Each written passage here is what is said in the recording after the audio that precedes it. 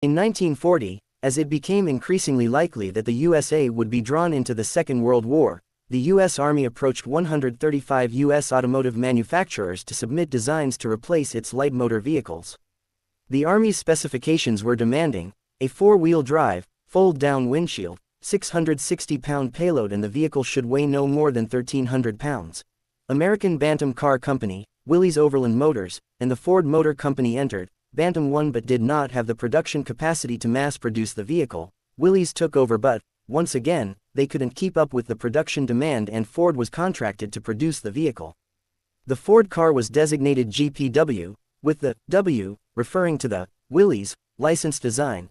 A staple of all classic Second World War movies, the Bantam Jeep was a lightweight, 4x4 vehicle which could be used in reconnaissance missions. The vehicle served with distinction in every combat zone and every rear area of the war.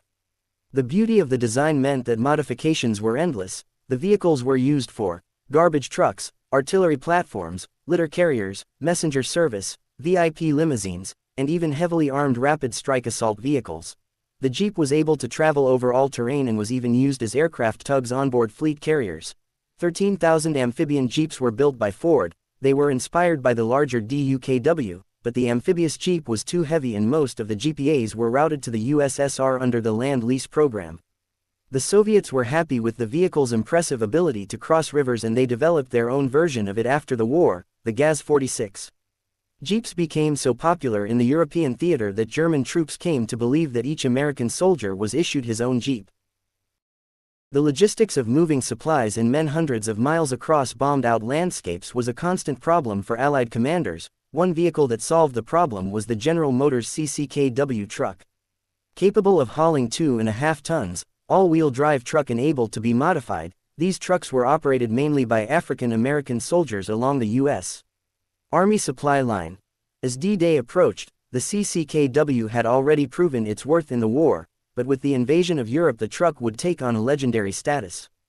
Air raids had destroyed the railroads across Normandy. The only other form of transportation was by truck. This is when the CCKW came into its own.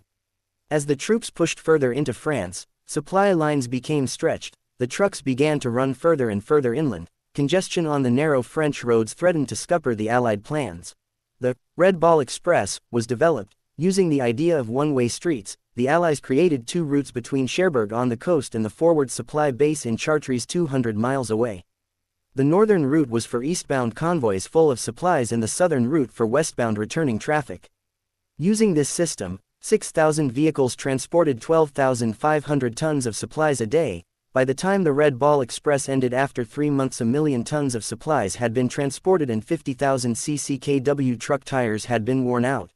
Due to a large number of CCKW trucks in circulation after the war, the Army kept on using the trucks for decades. They performed in the Cold War and the Korean War. Some armies were still using them in the 1990s. The Landing Craft Vehicle Personnel, or LCVP, was one of the three vehicles General Dwight D. Eisenhower claimed won the war for the Allies. The LCVP was the brainchild of one man, Andrew J. Higgins. A native of New Orleans, Higgins designed the Eureka boat in 1926, which was able to navigate the shallow waters where floating debris and submerged mangrove roots would damage boat propellers. The design of the Eureka allowed the boat to run in shallow water at high speed and easily turn without any negative consequences. All of these characteristics were needed in a military landing craft. With only a few modifications, the Eureka was successful in military exercises. The LCVP was 36 feet long, quite a compact size, but it could carry an entire 36-man platoon. It was also useful in transporting supplies. 8,000 pounds of cargo could be landed on the beach. It was also useful in transporting troops and vehicles. One jeep and a 12-man squad could fit in the craft. Everything about the craft was designed for ease. The craft could run up onto the beach and then reverse back into deep water. Once on the beach, in the space of a few minutes, all of the soldiers could disembark and the craft would be back on the deep water. The crafts were carried aboard attack transport ships (APAs). The crafts were loaded with troops and supplies out of the range of enemy fire. The crafts would then form waves with the other crafts and make their way to the beach. Perhaps the supreme Allied commander in Western Europe, Dwight D. Eisenhower, summed up the brilliance of the LCVP. Andrew Higgins is the man who won the war for us. If Higgins had not designed and built those LCVPs, we never could have landed over an open beach. The whole strategy of the war would have been different. Aircraft technology had come a long way since the First World War. What was seen as a periphery arm of the armed forces became an important factor 21 years later. It wasn't just the development of bombers and fighter planes that led to the Allied victory. Just as much emphasis should be placed on the workhorse military transport aircraft, such as the Douglas C-47 Skytrain. During the Second World War, the armed forces used the C-47 for the transport of troops, cargo, and wounded personnel. More than 10,000 aircraft were produced in factories in Long Beach and Santa Monica, California and Oklahoma City, Oklahoma. During the period March 1943 and August 1945, the Oklahoma City plant produced 5,354 C-47s, that is an impressive 297 planes each calendar month. The C-47 was vital to the success of many Allied campaigns, most notably at Guadalcanal and in the jungles of New Guinea and Burma. The C-47 allowed Allied troops to counter the mobility of the Japanese army, who were experts at traveling light. C-47 aircraft were used to airlift supplies to the embattled American military personnel during the Battle of Bastogne, as part of the larger Battle of the Bulge in 1944. It was also used in flying the hump route from India to China. This experience allowed the C-47 to play a major role in the Berlin airlift after the war. C-47 aircraft were used to airlift supplies to the embattled American forces. The C-47 wasn't just used in the conventional sense of transporting goods and troops.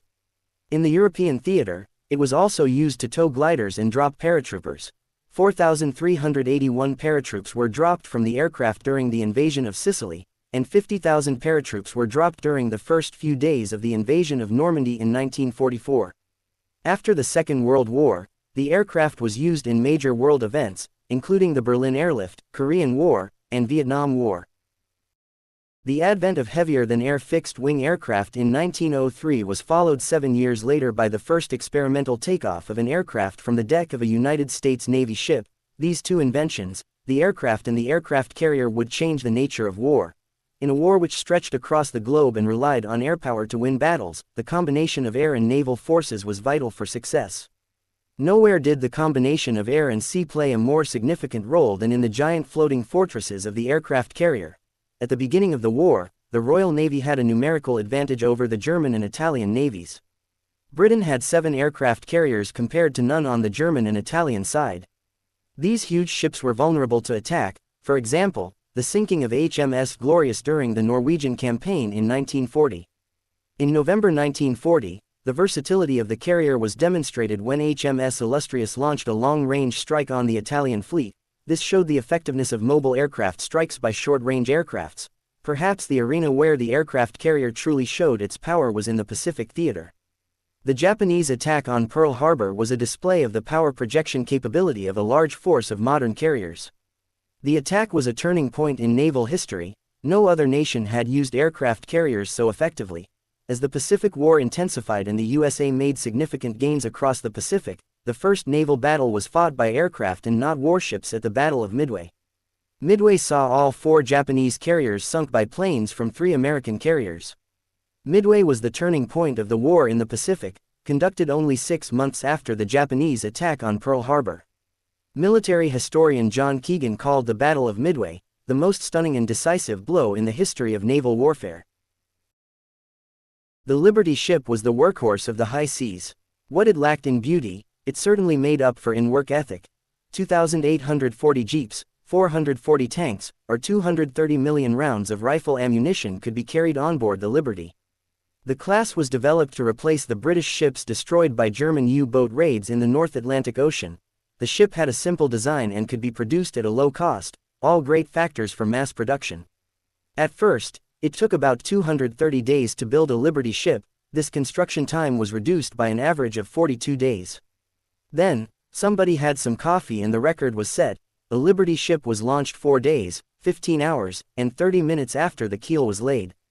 Liberty ships were built in 18 shipyards across the country, from Alabama to Washington.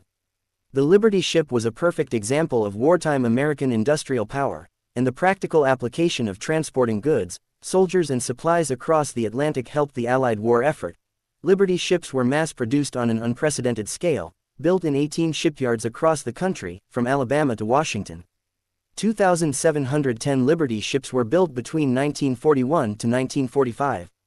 The Liberty ship was a perfect example of wartime American industrial power, and the practical application of transporting goods, soldiers and supplies across the Atlantic helped the Allied war effort. There are only 3 surviving Liberty ships, 2 of them are museums. The SS John W. Brown, based in Baltimore, Maryland, and the SS Jeremiah O'Brien, docked at Pier 45, San Francisco, California. Both of these ships are museums and open to the public. The M4 Sherman, officially known as medium tank, was the most numerous battle tank used by the United States. The reason for this is due to the reliability and the fact that the tank was relatively cheap to produce. The vehicle was also distributed to the British Commonwealth and Soviet Union through the Lend-Lease program. At the outbreak of the war, there was one area in which the Germans had a significant advantage over the Allies, and that was the tank. The tanks of the German army were quick, efficient, and contributed to the success of the Blitzkrieg.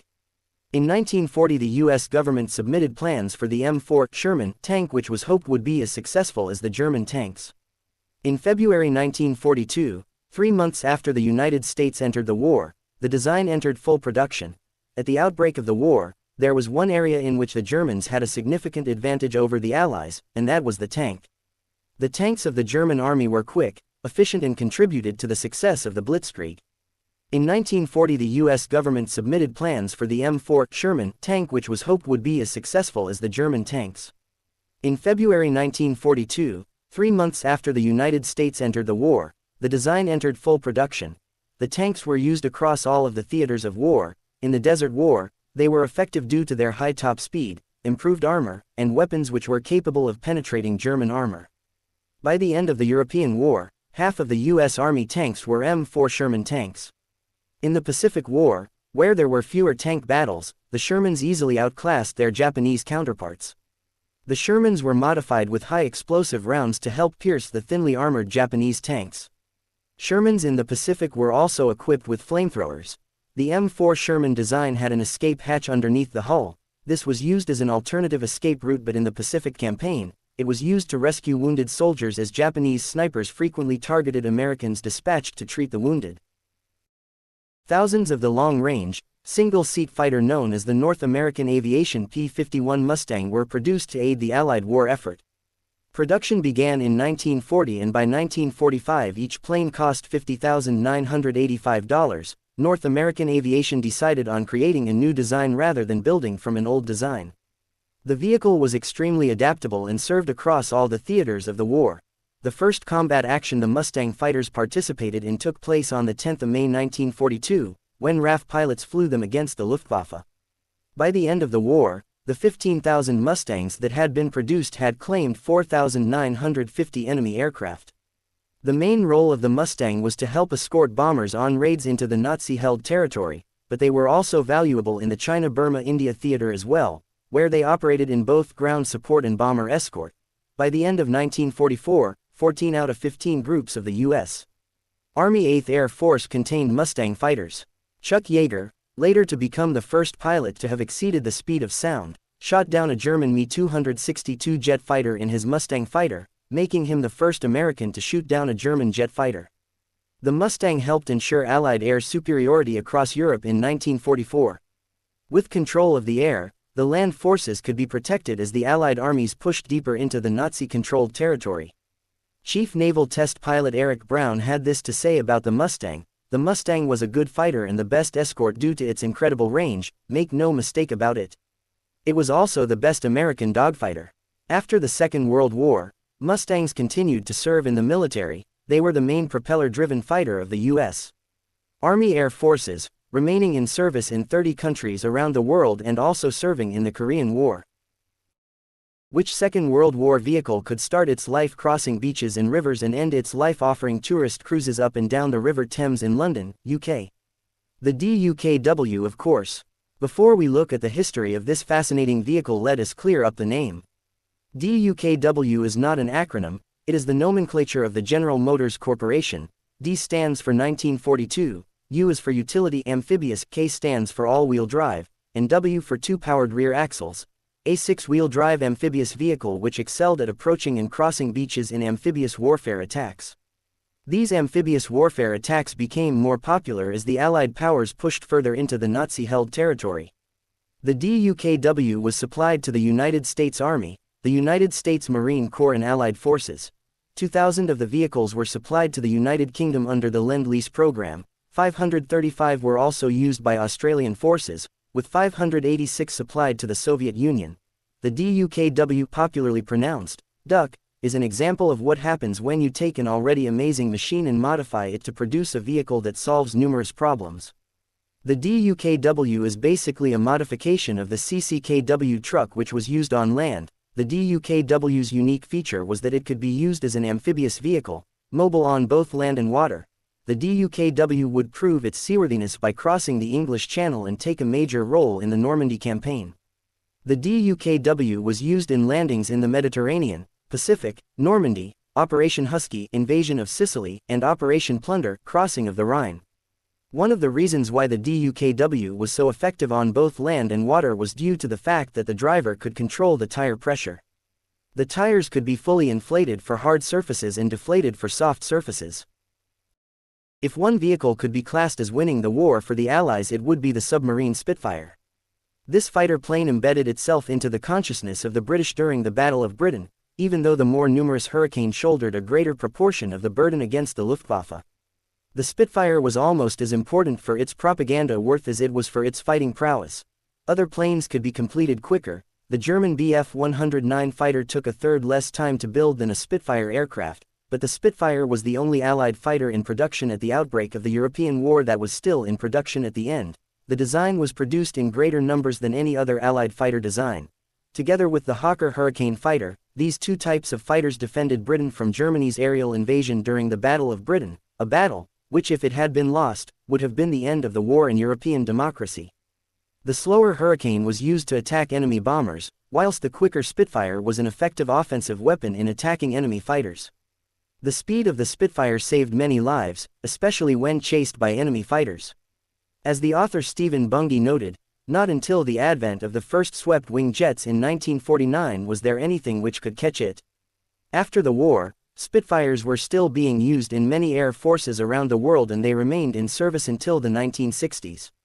The last combat operations carried out by Spitfires was by the Burmese Air Force supporting Chinese and Burmese troops in operations against the CIA-backed Kuomintang nationalists during 1960-61. The Spitfires served in operations off Norway, in the Mediterranean, in the Pacific, North Africa, and in Southeast Asia. George Unwin, who flew with No. 19 Squadron RAF during the Battle of Britain, had this to say about the Spitfire: "It was a superior aircraft, it was absolutely. It was so sensitive on the controls. There was no heaving, or pulling and pushing and kicking. You just breathed on it, and when you wanted, if you wanted to turn, you just moved your hands slowly and she went. She really was the perfect flying machine. I've never flown anything sweeter. I've flown jets right up to the Venom, but nothing like her. Nothing like a Spitfire."